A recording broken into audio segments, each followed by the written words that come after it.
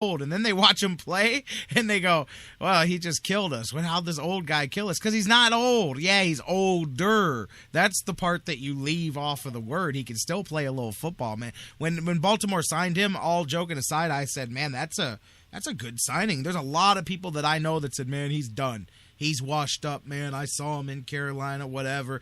I didn't think so. I'm not saying he's Steve Smith of years back, but he's still obviously shown that he's got some juice in the legs. He can get some things done.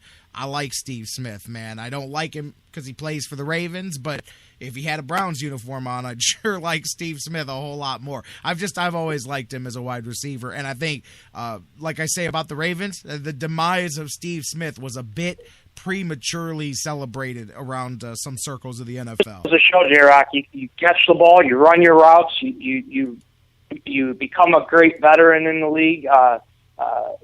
You can. It doesn't matter how old you are. The guy can still run routes. He can still catch the ball, and there's a reason that Flacco goes to him on third down. So it doesn't matter.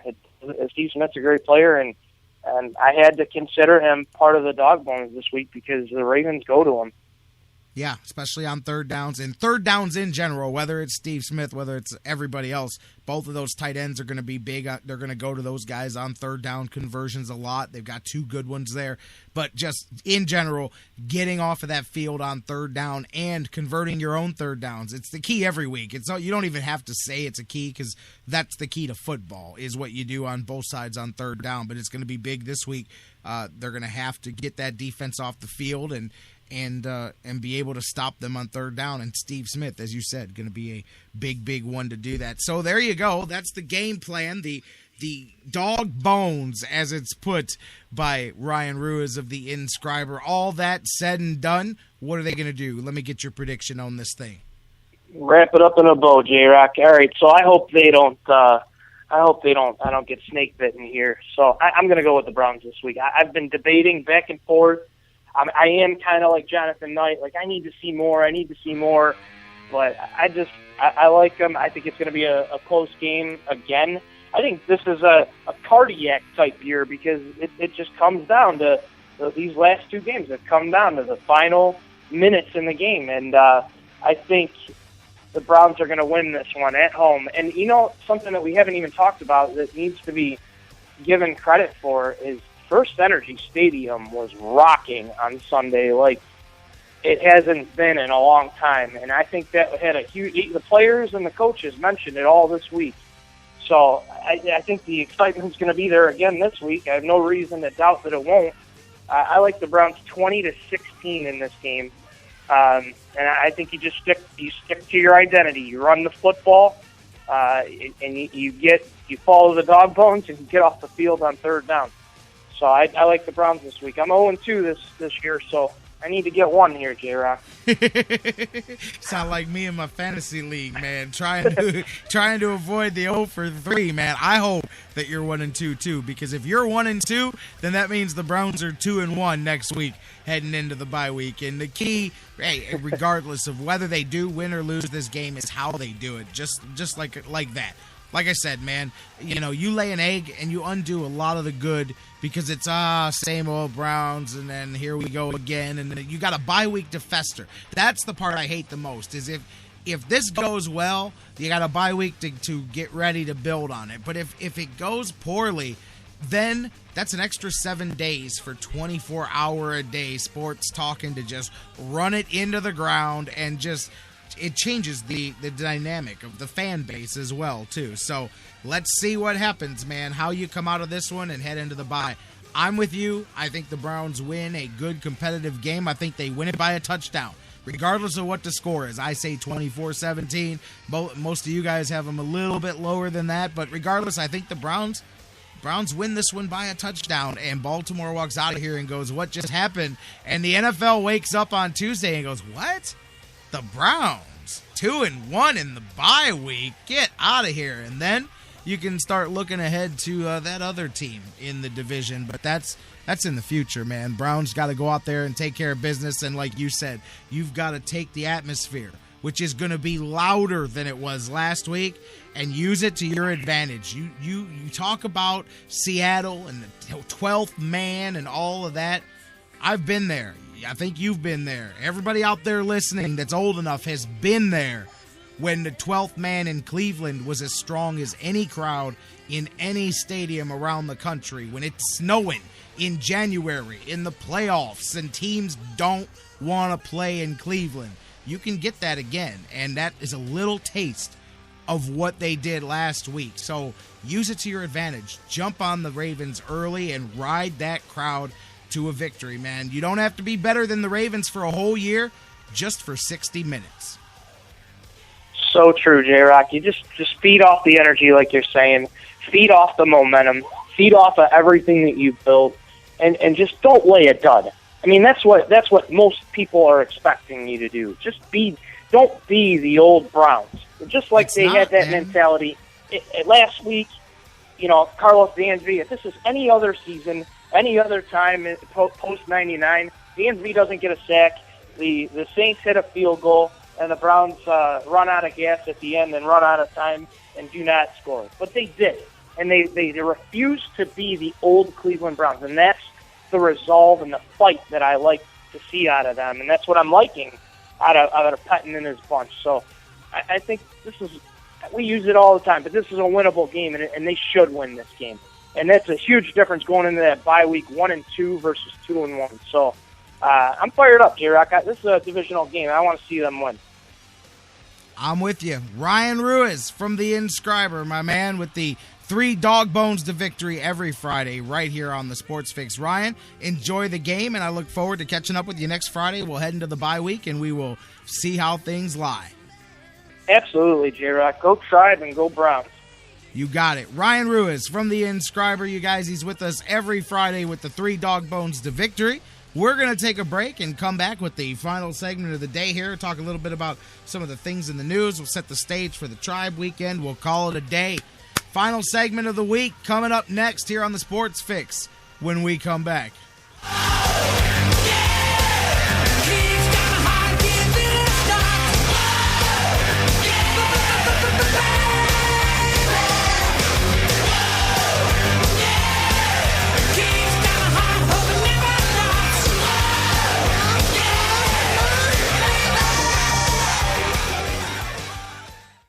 And now, a very special announcement from the Sports Fix. Black bears weigh between 200 and 500 pounds.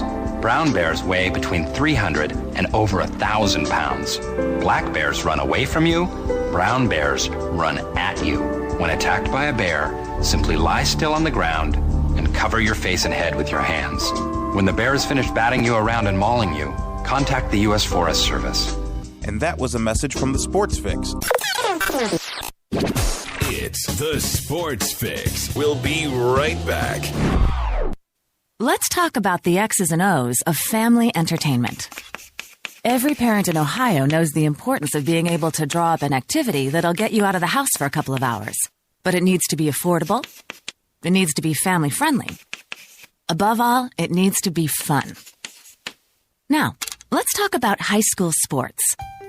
Bang for your buck, school sports provide the perfect game plan for your family. You'll enjoy all of the drama and excitement competitive sports offer. You'll be supporting the future leaders of our community in a meaningful way. Best of all, you can take the entire family without breaking the bank. Heck, you won't even dent it. Now, enough chalk talk. Let's get out there and see what's playing at the high school in your community. School sports. Good for our kids, good for our community. This message presented by the Ohio High School Athletic Association and the Ohio Interscholastic Athletic Administrators Association.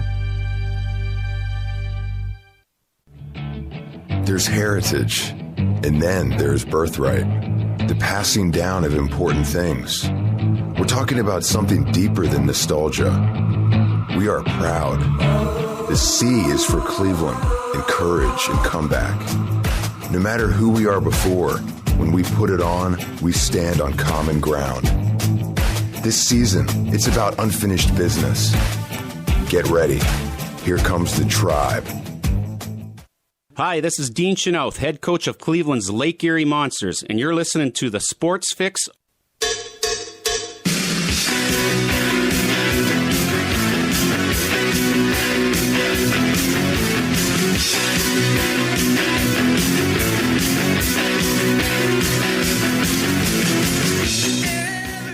Damn right, ominous radio sounding voice guy. Here comes the tribe. We'll talk about that in a minute here. This weekend looms large a whole lot. Speaking of looming large for the NFL, I was going to talk a little bit. I mean, you guys have seen, we know everything that's been going on and continuing to come out more and more. Saw Jerome Simpson cut loose there. Well, anything going on around the Vikings is going to be really addressed really quickly this week, as we've seen. No joking around there. They pulled the plug on Jerome Simpson quickly as more accusations come out about him and different situations. But Roger Goodell even talking about it. So he's going to take some questions here today when we get off the air. Actually, 3 p.m. this afternoon here, Eastern Time. He's going to answer some questions. It's just been announced that all NFL team personnel and staff will be required to undergo training on the prevention of domestic violence and sexual assault within the next 30 days, according to a letter he sent out to team owners today. A mandatory training here on the prevention of domestic violence and sexual assault to begin ASAP around the NFL for all team personnel and staff. That's something new coming out here. He's going to make the public announcement of this in a press conference, as we said, at 3 o'clock.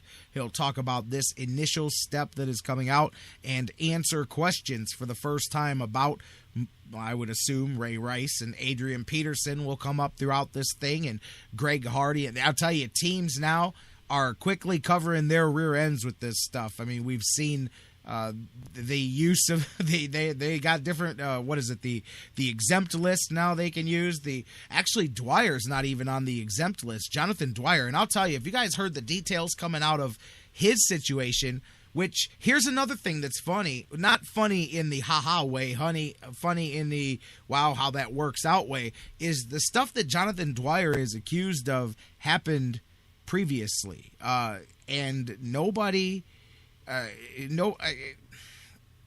they very quickly things change and people jump on things very fast. But his situation has a lot of moving parts in it, because you not only very quickly had to remove him from your football situation, but he's got, with his situation, not only was obviously domestic violence is a big flash word here with what's going on, but there was clearly, based on the details, if you guys read, a lot of mental health issues here. I mean, there was some hardcore details that came out in the police report about him not only threatening to commit suicide during the course of some of this, but doing it, I guess at one point the police were called to one of the incidents, and he hid in another room in the bathroom, I believe it was. I don't remember the exact detail, and threatened to kill himself in front of his wife and child if she let them know that he was in the house in one instance here, and made similar threats in other ways. And so, I mean, there's a lot of moving parts there when you're dealing with threats of suicide, and you've got domestic violence and threats of violence in any way, and all of this. A lot of things there. Bruce Arians came out and said he was totally blindsided by this. And of course, everybody's going to say something similar. Nobody's going to say, yeah, I kind of knew that guy had something wrong with him. But he said totally shocked that he's known him for years and that it was completely out of character. Some people have said similar things that have played with him here. He's been described as a very carefree and happy-go-lucky type of guy in his personality, as well as from teammates and former teammates, his relationship with his family. At least, and this will go to show you that what you see on the outside is not always what's going on the inside, because from all reports, it was a very happy family lifestyle, no strain in the relationship, and it appeared to be all good from the outside, but obviously there were all kinds of things going on the inside of this. Quote after quote of players saying he always had a smile on his face. We had no idea anything was going on. And so, and you know what? That's probably got to be part of circling back to the NFL deal and them ordering people to undergo some of these training courses, is being able perhaps to recognize those, being able to recognize when guys, because it's easy